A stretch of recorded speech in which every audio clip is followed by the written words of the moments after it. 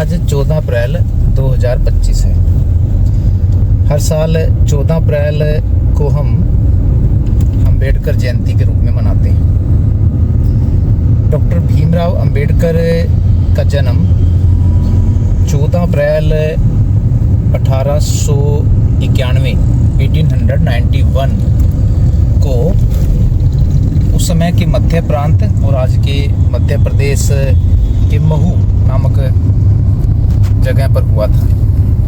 अपने माँ बाप की वो 14वीं संतान थी, मतलब उनके माता पिता के 14 बच्चे थे और 14 में वो सबसे छोटे थे।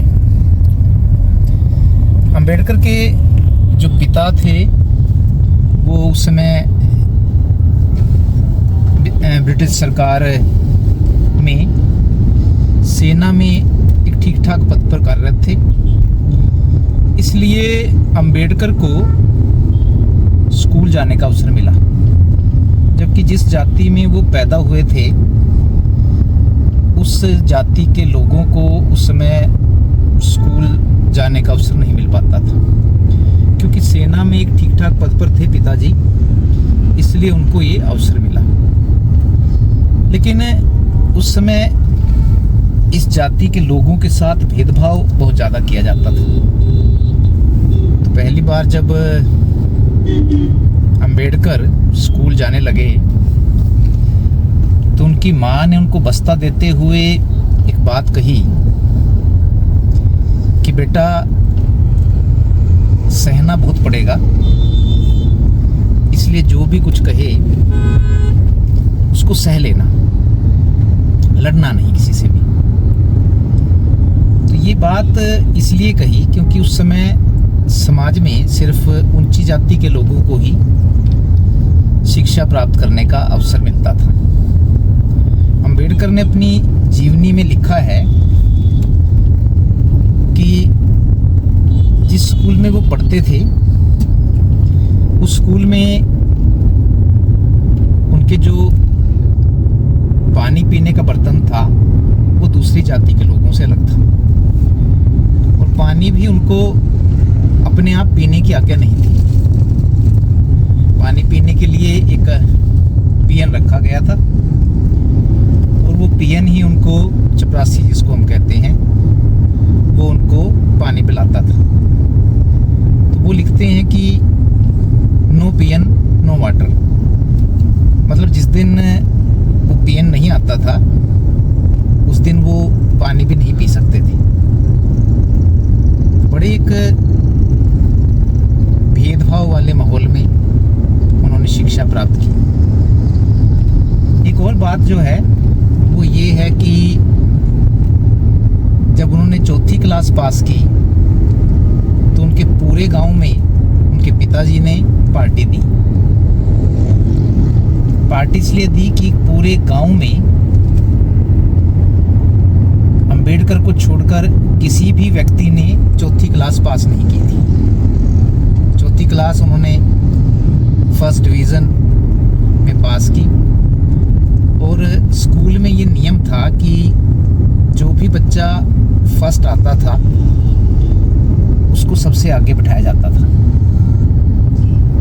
लेकिन अंबेडकर पर ये नियम लागू नहीं हुआ, क्योंकि वो एक निम्न जाति से आते थे। इसलिए उनकी जो शिक्षा दीक्षा हुई वो एक भेदभाव वाले माहौल में ही हुई। तो सोचकर आप ये अनुमान लगा सकते हैं कि जिस समय उन्होंने शिक्षा प्राप्त की तब समाज में उस जाति के लोगों को शिक्षा प्राप्त करने की सुविधाएं उपलब्ध नहीं थी। और ये भी एक मानने वाली बात है कि अंबेडकर ने जितनी डिग्रियां हासिल की उतनी डिग्रियां आज तक किसी ने भी हासिल नहीं की। कोलंबिया विश्वविद्यालय और लंदन स्कूल ऑफ इकोनॉमिक्स से उन्होंने पीएचडी की डिग्री हासिल की, और उसके बाद जब देश आज़ाद हुआ तो वो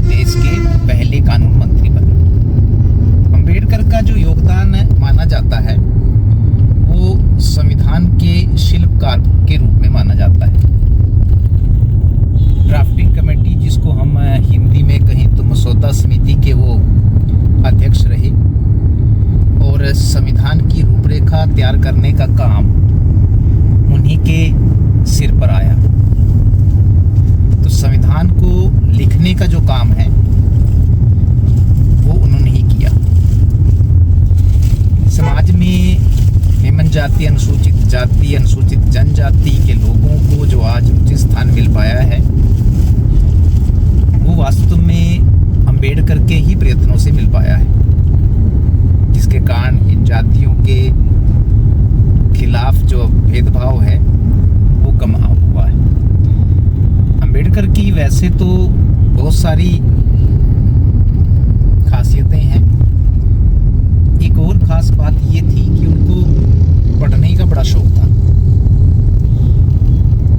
1956 में जब उनकी मृत्यु हुई उस समय उनके पुस्तकालय में, लाइब्रेरी में 38,000 किताबें थी और ये सारी की सारी किताबें उन्होंने पढ़ी थी। कहते हैं कि वो अपनी किताब किसी को ले जाने के लिए नहीं देते थे। शर्त होती थी कि उनकी लाइब्रेरी में ही बैठ के उनको पढ़ना है। तो जो किताबें हैं उन्होंने ही उनको ज्ञानवान बनाया। अपनी जाति के लोगों को वो एक संदेश देकर गए और वो संदेश यही था कि जो आगे बढ़ना है ज़िंदगी में वो शिक्षा के द्वारा ही हो सकता है। मेरी फोटो को या मुझे भगवान बनाने से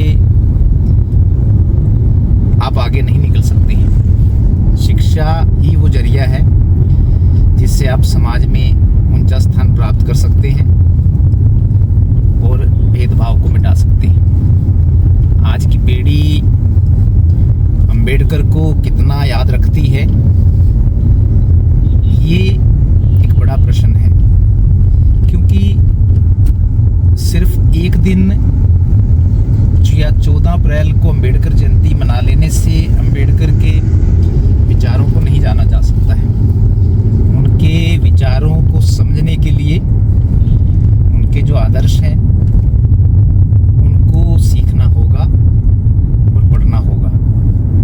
तो आप सभी लोगों को एक बार फिर अंबेडकर जयंती की बहुत सारी शुभकामनाएं। और जो मार्ग वो दिखाकर गए हैं उस पर लोग चलें,